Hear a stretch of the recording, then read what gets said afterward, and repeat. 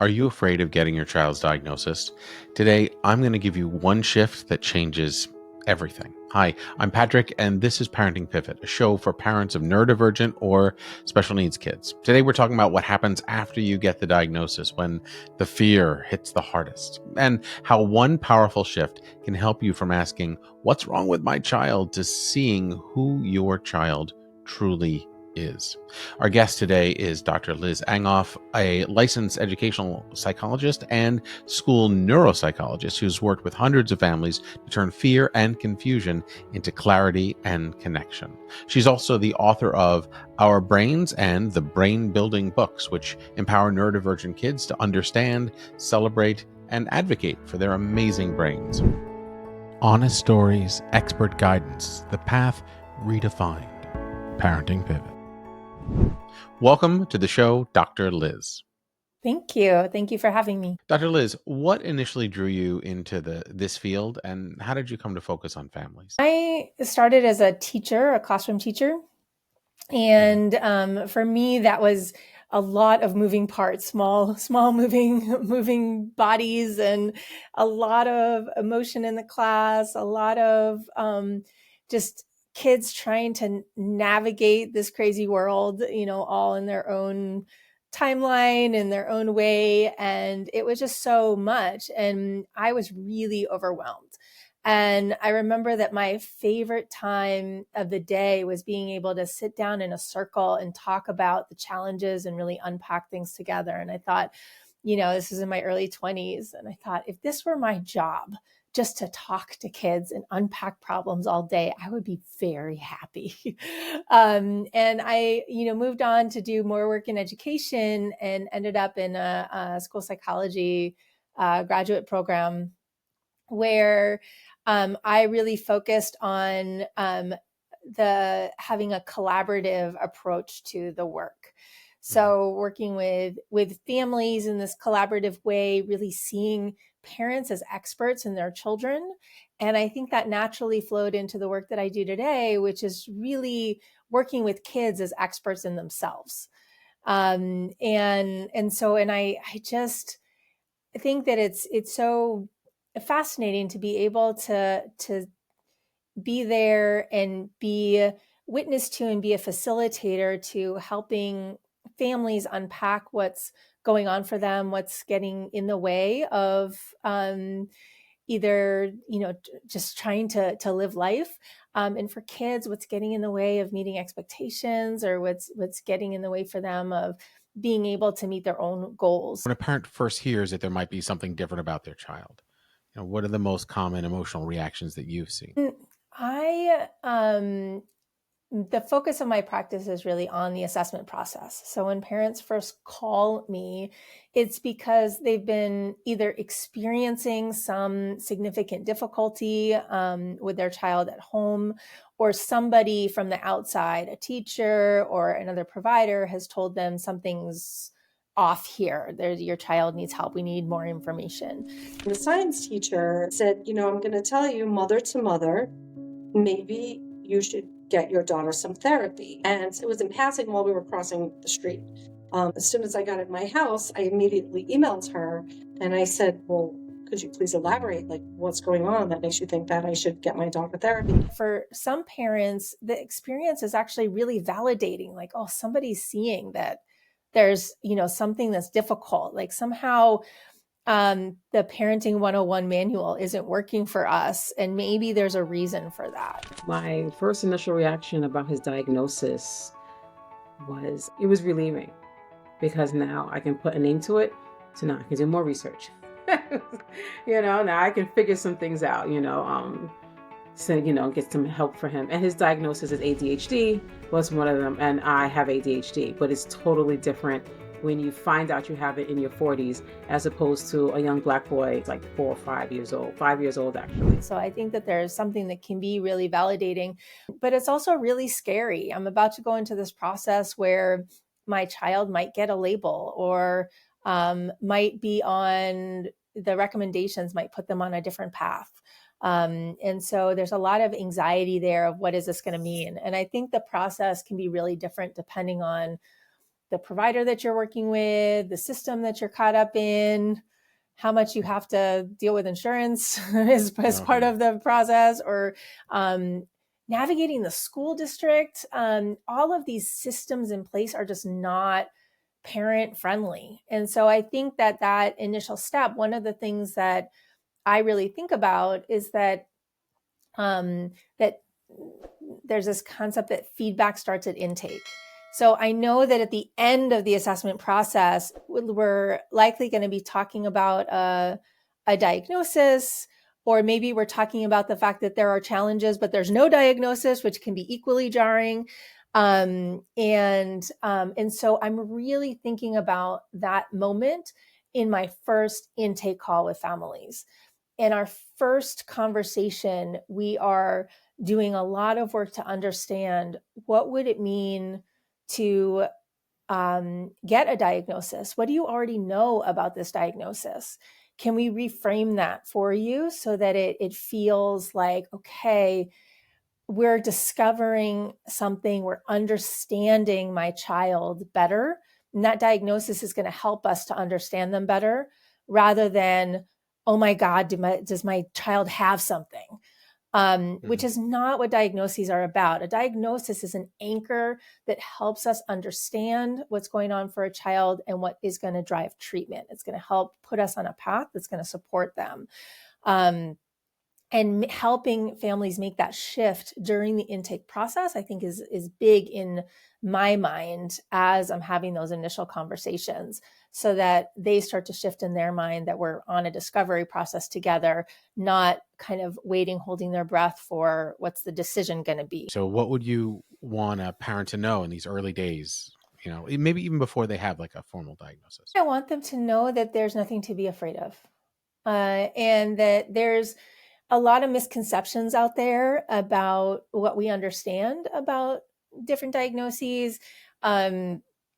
It comes up a lot when we're looking at things like ADHD and autism, and even dyslexia, emotional difficulties. There's just so much that we've learned about the brain, about how we process information, about the strengths that come with these profiles, as well as the difficulties. In the last 10 years, I can say that my understanding of the way that brains show up in the world has just transformed phenomenally. And so when you're thinking about ADHD, we're not just thinking about, oh, do they have difficulty with attention? Do they lose things? Are they moving around all the time? But we can also think about the flip side of that coin, which is the energy that kids bring, the creativity, that the flip side of impulsivity is coming up with ideas or jumping into things that nobody else would do. When they have that opportunity to be able to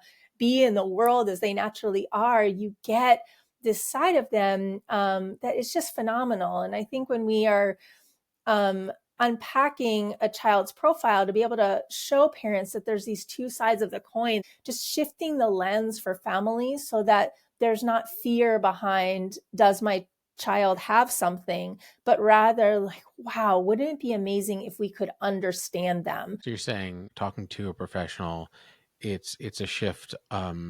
It's not finding out what your child has, but maybe finding out who your child is. I love that. Yeah, that there's that understanding. There's things only get better when we start to understand children better. It gets better for us as parents because we know how to respond to our children better. It gets better for kids because they feel seen and heard.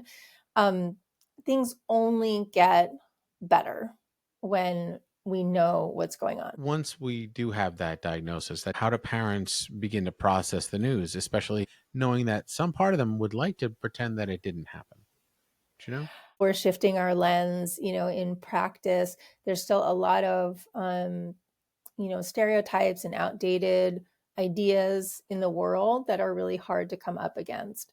I've heard time and time again parents describing the initial phase after receiving diagnosis as drinking from a fire hose. There's so much information. We just got this information. And to be honest, I'm excited because or I've had mixed feelings about it because it's scary, but it's helping me understand Johnny better. And I want to share with you some things I learned, because there's a lot of new information that we have about this diagnosis that we didn't know previously. When they get, 2, 3, 10 pages of recommendations, that you say, if I had to do 3 things, what would those things be? Like, I only have the plate space to do to do a couple of things right now. What are those 3 things that I should start with? Because it is a journey and it's going to take time. So what are some misconceptions parents might have about getting a diagnosis, and how would you gently correct them? I think some of the misconceptions or fears that parents have is that this is a label that we're putting on their child that's going to have a negative effect, that it's going to follow them in a negative way. Unfortunately, kids who are having difficulty are already getting labels, and they're getting labels like lazy, disruptive, bad kids, defiant, things like that are negative and hurtful. And kids are internalizing the feedback that they get, and they start to think, I am bad, I am stupid, I'm defiant, I'm the bad kid, right? And so the labeling is happening in a very unhelpful way, and it's out of our control. When we have a diagnosis, I won't argue against the fact that it's a label, it's a name, we're giving a name to something, but I will argue that it's a much more helpful, accurate, and useful label that's going to help us understand, as I've been saying, help us understand the child and drive supports, so that when a child says, no, I'm not going to do that, and starts screaming at you, it's really easy as a teacher to say, this is a, defiant, aggressive child. When you know that this is an autistic child who may be overwhelmed right now when I'm asking them to do something, all of a sudden that lens shift says, oh, this is an overwhelmed child. And the way that I respond to an overwhelmed child is miles different than how I respond to a defiant, aggressive child. And so it's that lens change, this label, when we really pair it with understanding, is going to help shift the response from adults. And that not only changes the way that adults are thinking about this child, but it's changing the way the child thinks about themselves, because the response they're getting is one of care and compassion, not correction and, punitive measures. Yeah, there's an awful lot, particularly of the generations prior to ours, of when the kid does X, you respond with Y and with force. There's a big difference in like having a meltdown and having a temper tantrum. They're not the same. How do you recommend that parents, navigate the difference between like grieving the expectations of the kid that their whole family is telling them that they have, and the child that's actually right there in front of them? As a parent myself, I think that we can't help but have expectations and dreams of the future, thoughts of how our kids are going to be. It's very natural for us. It's part of our vision of what it would be like to have a kid. And before we had our son, we had a mentor of ours who we were asking, what's your parenting advice? And he said, every day you're meeting a new child, or something to that effect, that this child, every day your job is to figure out who is the person that showed up today.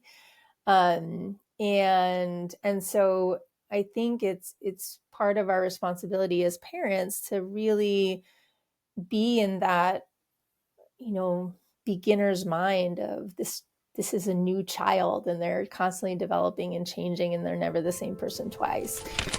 We didn't get a diagnosis from a professional. We've been engaged with professionals for I'd say since she was in first grade. And this is going back a few years because she's a teenager now, but none of the therapists were talking about PDA. We educated ourselves on the condition through internet research, and then we went to her therapist and said, I think our daughter fits this profile. What do you think? And we were fortunate enough at the time to be working with a therapist who agreed with us. So the experience we had was not getting a diagnosis of PDA proactively from the therapist. It was taking it to the therapist and saying, hey, I think this is what's going on here. What do you think? When you learn that your child is on a different developmental path and has differences in the way that they process the world, I think that shift is not a micro shift that you might make every morning. It's a giant shift in kind of what you expected.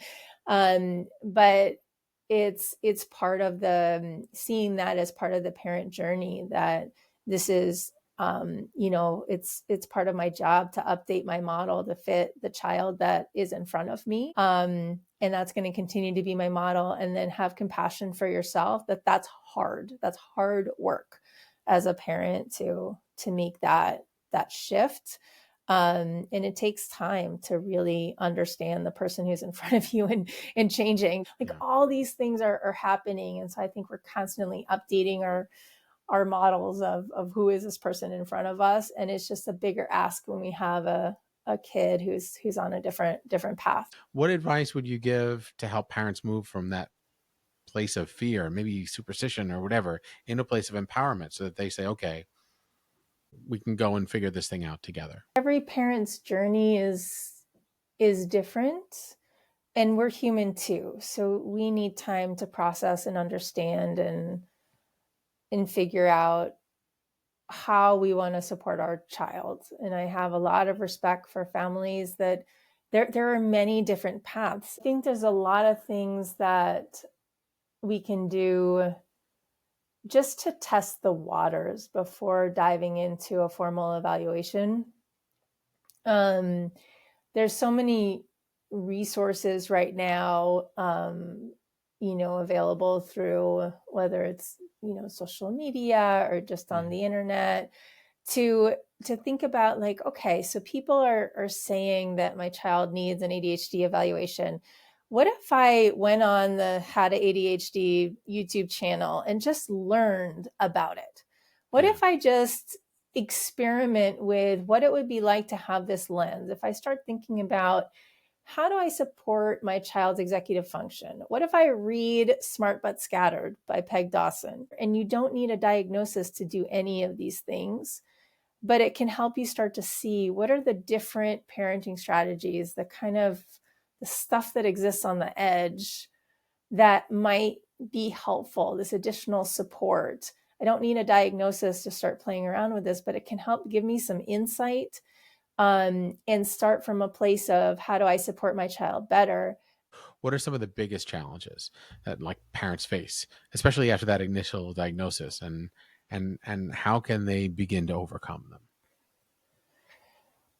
I think after receiving the diagnosis, the biggest challenge I've seen is the drinking from a fire hose phase. When we got the diagnosis from the geneticist, of course, immediate questions that came to our mind is, what does this mean for the future of our daughter? And we didn't really get clear answers. It's only when we later, especially Marlene, did a lot of research and got to see all the different support groups, Facebook groups, that we realized what that meant potentially, right? What she would be able to accomplish as an adult.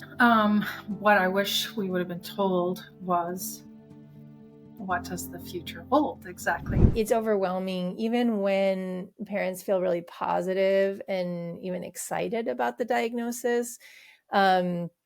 Because I think a lot of times families, and at the end of our process, that feeling of excitement is really prevalent because they've discovered something new. They understand their child better. And so I think that the hardest part for parents is just that overwhelm when it hits you of like, there's a lot to do.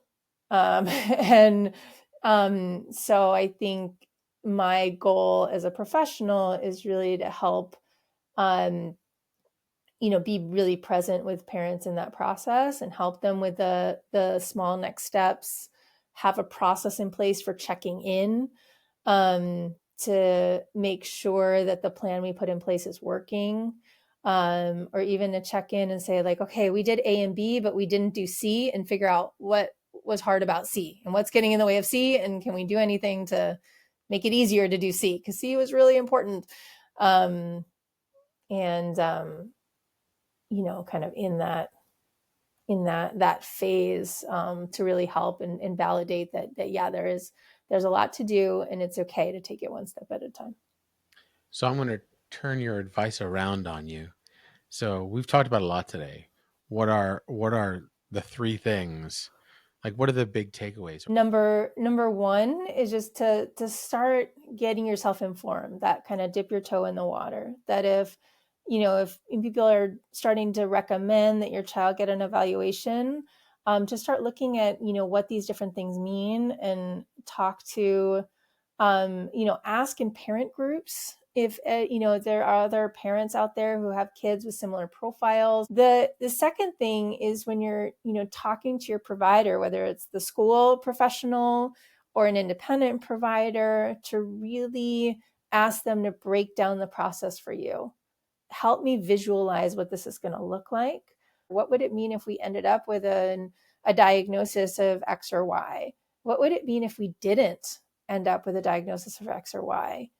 Will we still have a plan? What's an example of the types of recommendations you might be giving? The third one is just really going into this as a discovery process, and thinking at the end of this, I'm going to know more about my child. No matter what the results are, I'm going to know more about my child, and that's going to help me on my journey and help my child on the journey. What do you find most rewarding about this work, and what keeps you inspired? The story I tell a lot in my workshops is, about a family who, the parent, one of the parents did not show up for the initial interview because they were just too scared and worried about their child getting a label.